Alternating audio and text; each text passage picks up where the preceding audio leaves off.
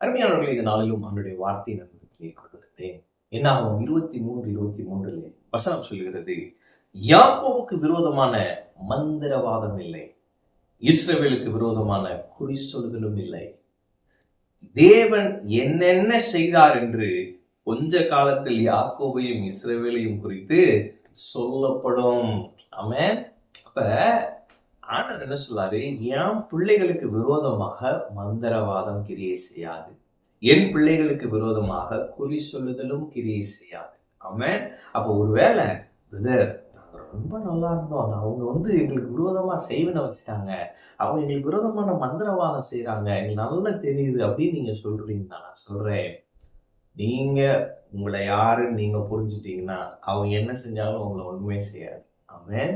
எலுமிச்சம்பழம்லாம் அப்படியே குங்குமம் வச்சு என்னமோ பண்ணிட்டாங்க பிரதர், ஒன்றும் செய்யாது. ஆமென். ஏன்னா நீங்க யாருன்றது நீங்க தெரிஞ்சுக்கோங்க, நீங்க தேவனுடைய பிள்ளைகளா இருக்கிறீர்கள். ஏன்னா வசனம் சொல்லுது, யாக்கோபுக்கு விரோதமான மந்திரவாதம் இல்லை, இஸ்ரவேலுக்கு விரோதமான குறி சொல்லுதலும் இல்லை. ஆமென். அப்படின்னா என்ன இல்லைன்னா அது ஒண்ணு பழிக்காது, அது உனக்கு முன்னாடி ஒண்ணுமே இல்லை. ஆமென்.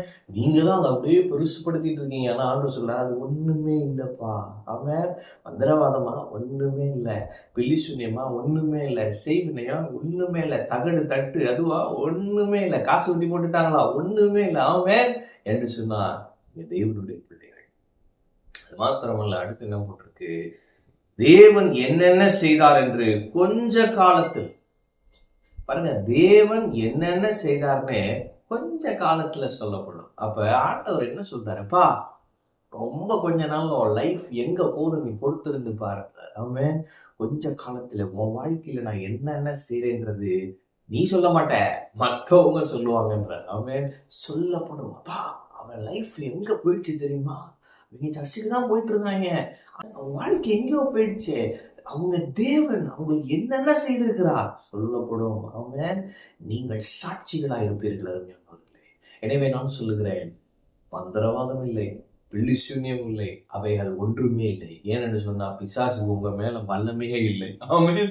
நீங்க வல்லமை உள்ளவர்கள், நீங்கள் தேவனுடைய பிள்ளைகள், தேவனுடைய பிரசன்னத்தினால் பாதுகாக்கப்பட்டிருக்கிறீர்கள். நீங்கள் தைரியமாயிருங்கள். இன்னும் கொஞ்ச காலத்துக்கு தேவன் உங்களுக்கு என்னென்ன செய்தார் அப்படின்னா என்ன, நிறைய செய்ய போறாரு, என்னென்ன செய்தார்ன்றது சொல்லப்படும். மற்றவர்கள் சொல்லுவார்கள், தேவன் உங்களுக்கு பெரிய காரியங்களை செய்கிறார் என்பதை. ஆமென். எனவே உங்க வாழ்க்கை அற்புதமான வாழ்க்கையாய், வளமான வாழ்க்கையாய், செழிப்பான வாழ்க்கையாய், தேவனை மகிமைப்படுத்தும் வாழ்க்கையாய் இருக்க போகிறது. கவலையே விடாதீங்க, கர்த்தர் கூட இருக்கிறாரு.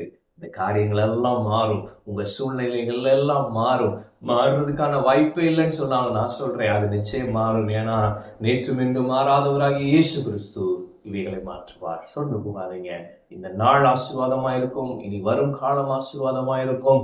இன்னும் கொஞ்ச காலத்திலே தேவன் என்னென்ன உங்களுக்கு செய்வார் என்பதை மக்கள் சொல்வார்கள். ஆமென். கர்த்தர் உங்களோடு இருக்கிறார். கர்த்தர் ஆசீர்வதிப்பார்.